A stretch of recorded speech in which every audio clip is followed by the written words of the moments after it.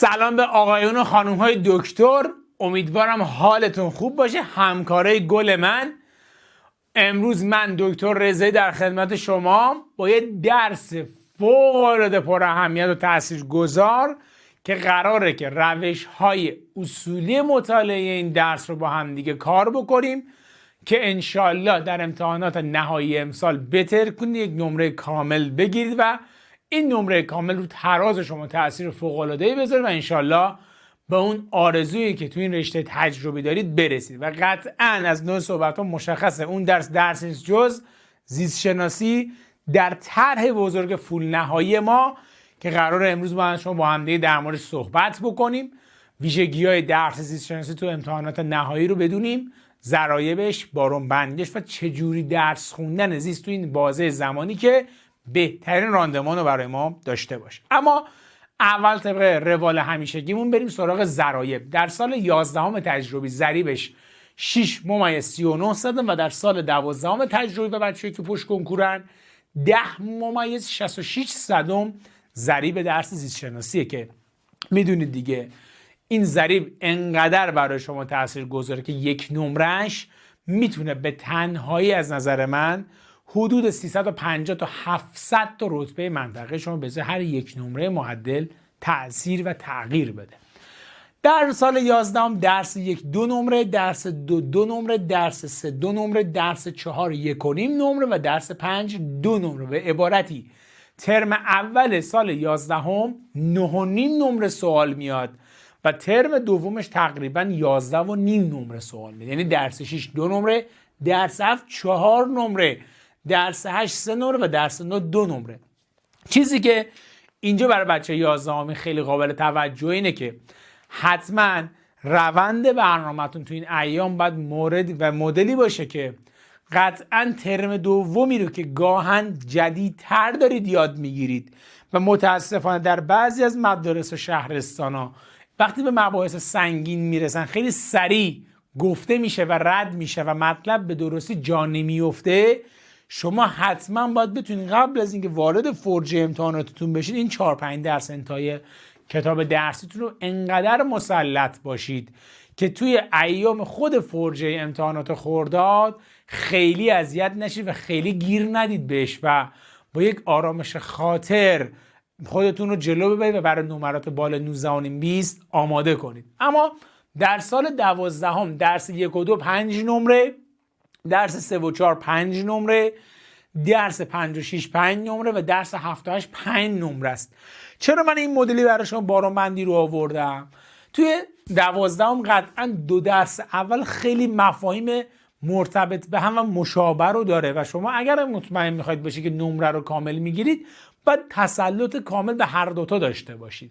3 و 4 بی نهایت به هم تناسب داره و تشابه داره و درس 5 و 6 همینطور. درس 7 و 8 حالا من دوتا رو با هم گذاشتم ولی زیاد به هم ربط نداره، ولی در جریان باشید خود این دوتا درس به اندازه کافی به اندازه فصل گذشته اهمیت و بارونبندی قابل توجهی رو داره. پس این در مورد بارونبندیه که یه دونه خواستید اسکرین بگیرید که به کمک شما زیاد خواهد اومد. اما دکتر زیست رو ما چطوری بخونیم که هم به درد امتحان نهاییمون بخوره، مخصوصا بچه کنکوری، و هم چیزهایی رو که داریم میخونیم اگر داریم خوب میخونیم به درد کنکور تیرماه ما بخوره. من دانش آموز 11 اگر دارم الان برای نهایی وقت میذارم جوری یاد بگیرم که تابستون خیلی لازم نباشه که برای مباحث سال 11 زمان بذارم یا نگرانش باشم که باید برگردم دوباره از اول بخوام یادش بگیرم. تو زیست شناسی بچه‌ها ما 3 تا نباید داریم. از نظر من رضایی که همیشه به شاگردان میگم تو زیست شناسی 3 تا کار رو هیچ وقت نکنید. 1 زیست رو حفظ نکنید. متاسفانه هنوز تو خیلی از شهرستان‌ها این بیانو دارن که آقا زیست یک درس حفظیه. آقا ما کلمات کتاب رو خیلی حفظ نیستیم هنوز، میخوام برگردم دوباره حفظ کنم. اتفاقا اونهایی هم که تو نهایی دارن 19.5 و 20 میگیرن کتاب رو بلدند، حفظ کردن معنا نداره. متاسفانه خیلی از دانش آموزها چون فقط صرف جزوه و ویدیو هن خیلی رو کتاب درسی مانور نمیدن، اونها فکر میکنن درس تشریحی خوندن با تستی خوندن خیلی فرق داره، در حالی که روش اصولی مطالعه زیست مبتنی بر کتاب درسیه. دانش آموزی که به کتاب تسلط داره قشنگ هولوگرام تصویری ایجاد میکنه، قشنگ میتونه درک بکنه کجای کتاب مطلب، برای اصلا لازم حفظ کردن نیست. پس باز هم صحبت من اینه، توی دانش آموز اگر دنبال نمرات 19 و نیم 20 و بالا 19 عملا باید یاد گرفته باشی، هولوگرام تصویری داشته باشی که با مرور مناسب سواد شما عمق پیدا بکنه. خب پس حفظ معنی نمیده. نباید دوم نکته نویسی کردن. خیلی از دانش آموزها قطعا این حالت رو تجربه کردید، در آزمون‌های آزمایشی شک بین گزینه‌هاتون وحشتناک بالاست. علت این اتفاق نکته نویسی کردنه.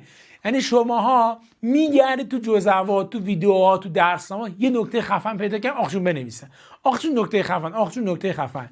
نکته نویسی جمع کردن، شاید الانی که داری میخونی مطلب رو یاد میگیری، یه هفته 10 روز که میگذره اون مطلب میره، شما یک نکته حفظ شده رو داری که اصول علمیشو زیاد مسلط نیستی، زیاد درک نکردی و چون خودت این نکته رو گاه هم به دست نیاوردی، علت و معلولش رو نمیدونی، فقط داری حفظ میکنی و این به شک شما دامن میزنه.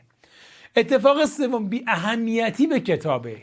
متاسفانه دانش آموزها فکر میکنن کتاب درسی خیلی محتوای جذاب و کاملی نداره، قبل از اینکه برن سراغ کتاب میرن سراغ محتواهای غیر کتاب درسی با حجم بالا، زمانبری بالا و کلی نکته که سعی میکنن کلی نکته رو حفظ بکنن و با مرور زمان احساس میکنن اون همه نکته دیگه یادشون نیست، بعد حس میکنن مطلب یادشون رفت، دوباره هی از اول تکرار تکرار تکرار، یعنی هی سواد میاد هی ریزش میکنه میره، هی میاد هی ریزش میکنه. چرا؟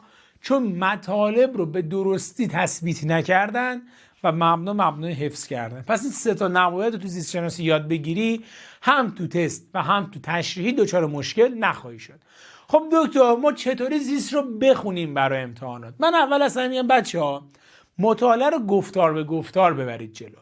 یعنی الان که میخوای برای نهایی بخونی، یه گفتار زیست رو بخون، پیوسته برو جلو و یه گفتار رو تو ذهنت بیار، تحلیل کن، ببین میتونی مقایسه بکنی، میتونی برای خودت توضیح بدی بافت عصبی چیه، سلولای عصبی چیه، ویژگی سلولای غیر عصبی چیه، پتانسیل عمل اصلا یعنی چی، پتانسیل آرامش یعنی چی و چه اجزایی در ایجاد پتانسیل آرامش به شما کمک میکنه. اگر درک میکنی، میفهمی، میتونی علت و معلولاشو بذاری، اوکی بلدی. اگر بلد نیستی حتما ببینید دنبالش کجا.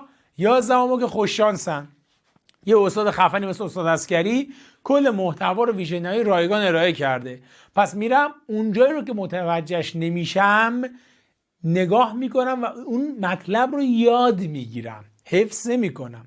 اون دانش آموز 12می هم همین حالت. پس ببین من اول کتاب رو میخونم عبارت به عبارت، رو عبارت ها مکس میکنم، فکر میکنم، تحلیل میکنم، یه گفتار که شد برای خودم اثبات علتش و معلولش رو بررسی میکنم و اجزای شکل و فعالیت کتابم دقت میکنم. اوکی اگر بلد نیستم میرم دنبالش، نمیتونم ارتباط برقرار بکنم میرم دنبالش. حالا میام از یه گفتار تمرین تشریحی حل میکنم. تمرین تشریحی حل میکنم ببینم آیا جایی هست که من بد متوجه شده باشم یا یاد نگرفته باشم یا درک درستی نداشته باشم. وقتی تمرین تشریحی حل میکنم نقاط ضعفم رو متوجه میشم. من به بچه‌ها این پیشنهادو میکنم، میگم بچه‌ها تمرین های تشریحی که حل میکنید سوالای فرد رو فعلا تو ایام فرجه قبل از شروع امتحانات حل بکنید، زوجها رو بذارید در زمان امتحانات. هم این به شما کمک میکنه حجم سوالاتتون پایین باشه، پس سریعتر به مباحث بیشتری میرسید.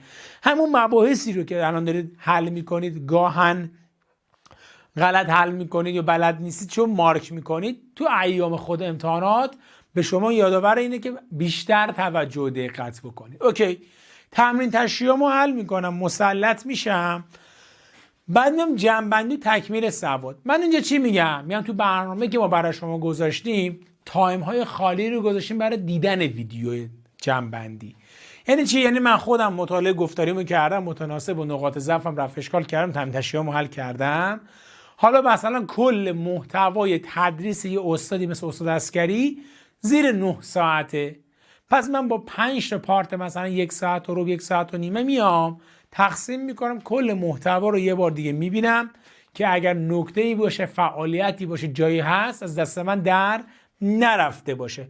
یا نه به کتاب دیگه مسلطی تامین تشریحات رو حل کردی، من این پیشنهاد میکنم توی دانش آموز اگر میخوای نگران کنکور تیرت هم باشی و الان از این زمان استفاده بکنی، اگر تایم زیستت بهت اجازه میده، بیا سراغ تست کتاب 3 سطحی، تست های حداقل فرد یا زوج کتاب 3 سطحی رو چیکار بکن؟ حل بکن که هم توی تست به تثبیت بهترت کمک میکنه، هم تست زدنت کمک میکنه به کنکور تیرماه شما، هم مطلب جا میفته و اون سواد شما عملا تکمیل میشه. پس در زیست شناسی حواستون باشه بچه‌ها، اصول کتاب درسیه، مبنا رو گفتار به گفتار جلو ببرید که یک مبحث با یه موضوعیت خاص تو ذهن شما نقش ببنده، به تصاویر و فعالیت‌ها شدیداً دقت بکنید، تمرین تشریح حتما یادتون باشه بر تثبیت مطلب.